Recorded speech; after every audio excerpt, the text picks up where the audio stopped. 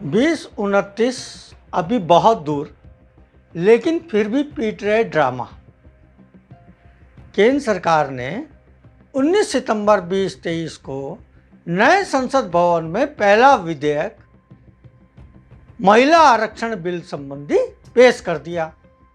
संसद के निचले सदन में कानून मंत्री अर्जुन राम मेघवाल ने महिलाओं को लोकसभा और राज्यों की विधानसभा में 33% आरक्षण देने वाला ये बिल पेश किया। इस पर अब आज चर्चा होनी है और इसे पारित भी करा लिया जाएगा। अब सवाल ये है, लोकसभा से इसे पारित होने के बाद जब यह कानून बनेगा तो क्या इसका लाभ 2024 के लोकसभा चुनाव में महिलाओं को मिलने जा रहा है? ऐसा तो है नहीं, क्योंकि इसे लागू होने में अभी काफी वक्त लग जाएगा और 2029 के चुनाव में ही इसका लाभ मिल सकता है। फिर यदि 2024 में लोकसभा चुनाव में महिलाओं को इसका लाभ नहीं मिलने वाला तो आनन फानन में संसद का विशेष सत्र बुलाने की क्या जरूरत महसूस हो गई? फिर तो चुनाव के बाद ही ये बिल लाया जा सकता था, जब इसमें समय ही लगना है। यही सवाल अहम है। सवाल यह है कि इससे लेकर इतना ड्रामा क्यों पीटा जा रहा है? इसके पीछे मकसद यही है, महिला आरक्षण बिल के सारे लोकसभा चुनाव की नैया पार लगाई जाए। भले ही 5 साल के लिए महिलाओं को फिलहाल मीठी गोली दे दी जाए। वहीं इस बिल को लेने के श्रेय में कांग्रेस और बीजेपी में घमासान मचा है। ऐसे में क्या ये दांव बीजेपी पर उल्टा भी पड़ सकता है? यह तो वक्त ही बताएगा। कांग्रेस इसे अपनी उपलब्धि बता रही है, वहीं बीजेपी इसे अपनी उपलब्धि बता रही है।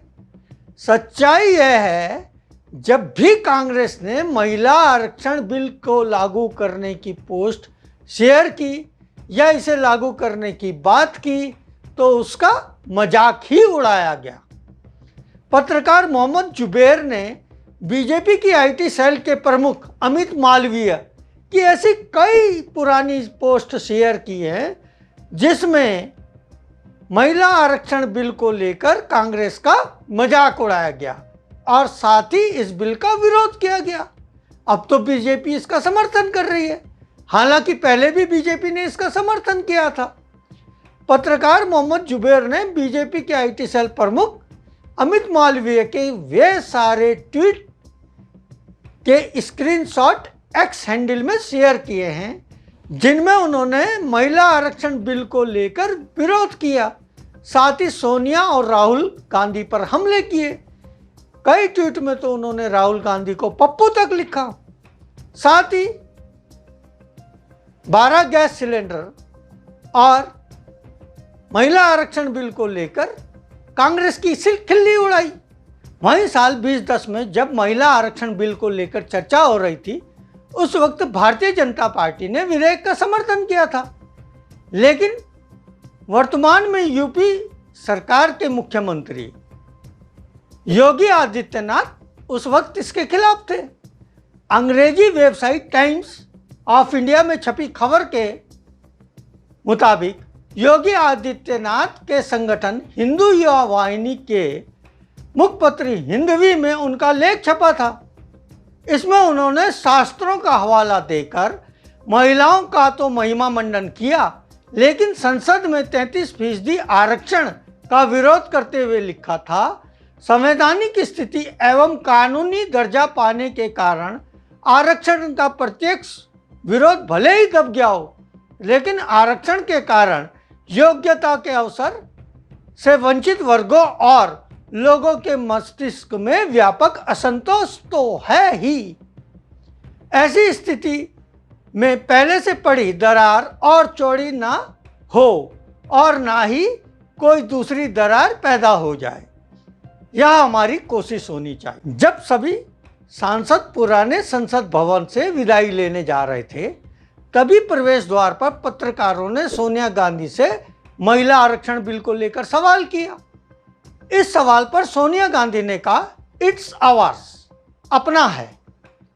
उधर कांग्रेस के पूर्व अध्यक्ष राहुल गांधी के खासम खास सैम पित्रोदा ने भी एक्स पोस्ट में कहा है कि राजीव गांधी का सपना आज पूरा हो रहा है। उन्होंने लिखा, महिला सशक्तिकरण का राजीव गांधी का विजन आखिरकार सच साबित हो रहा है।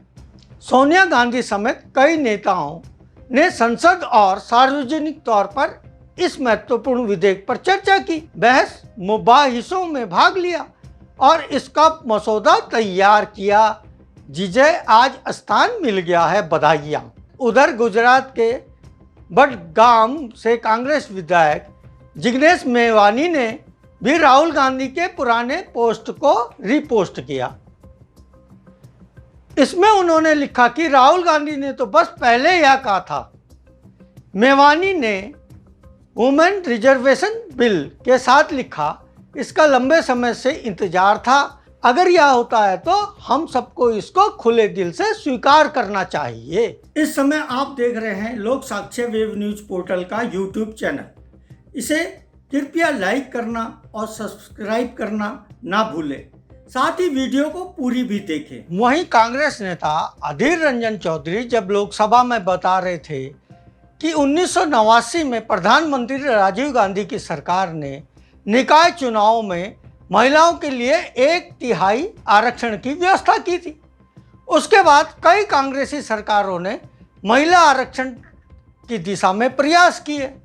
फिर उन्होंने कहा कि लोकसभा और विधानसभाओं में 1/3 आरक्षण के लिए राजीव जी की सरकार। अधीर के इतना कहते ही सत्ता पक्ष में हंगामा होने लगा।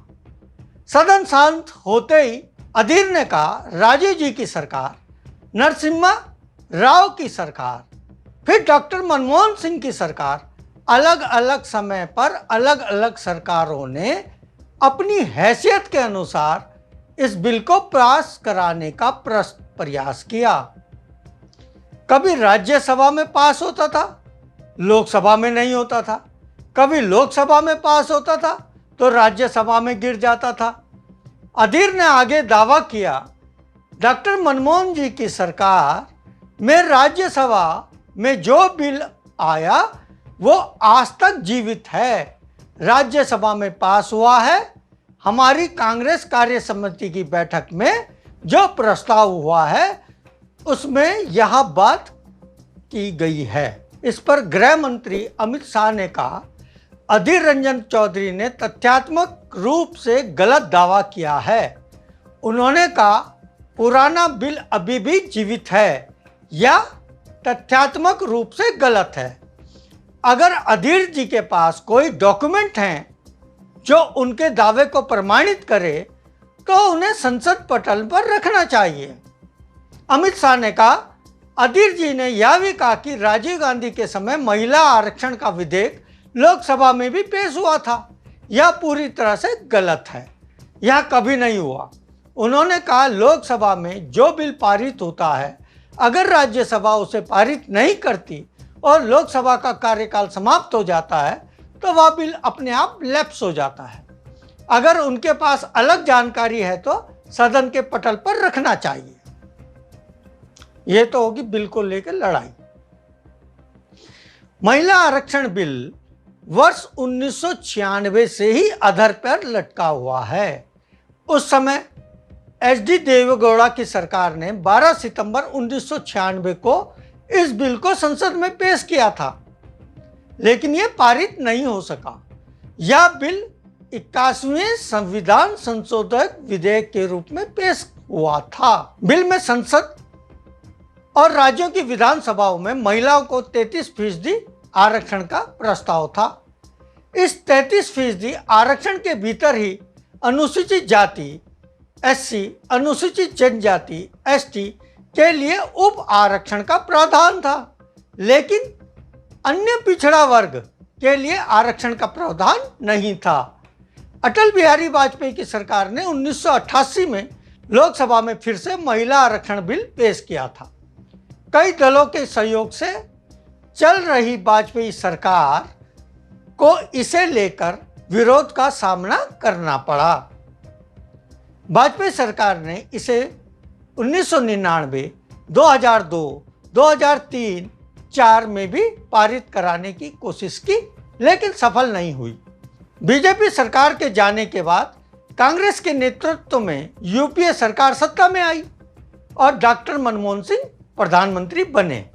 यूपीए सरकार ने 2008 में इस बिल को 108वें संविधान संशोधक विधेयक के रूप में राज्यसभा में पेश किया। वहां यह बिल 9 मार्च 2010 को भारी बहुमत से पारित हुआ। बीजेपी, वाम दलों और जेडीयू ने बिल का समर्थन किया था। यूपीए सरकार ने इस बिल को लोकसभा में पेश नहीं किया। इसका विरोध करने में समाजवादी पार्टी और राष्ट्रीय जनता दल शामिल थे। ये दोनों दल यूपीए का हिस्सा थे।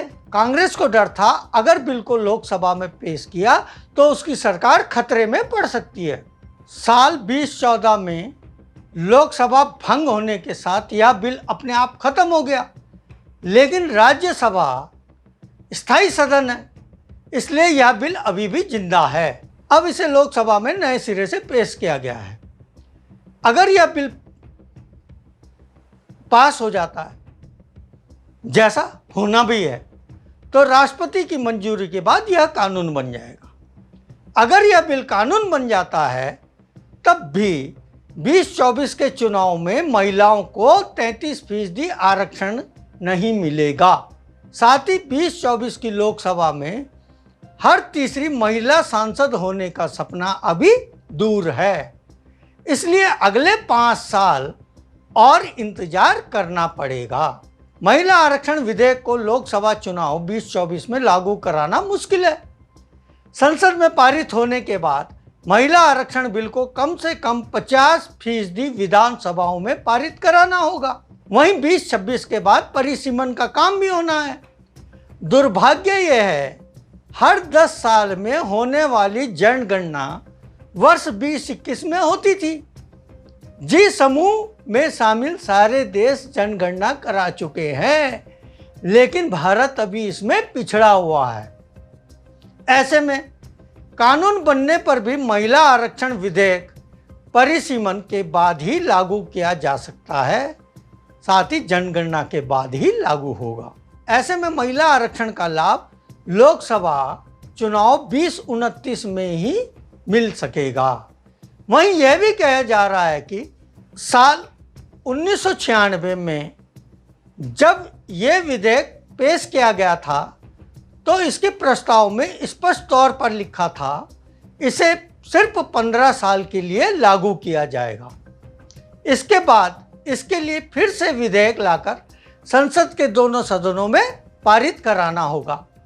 अब सवाल ये उठता है, अगर ये विधेयक कानून बन जाता है तो इसकी 15 साल की अवधि कब से शुरू होगी?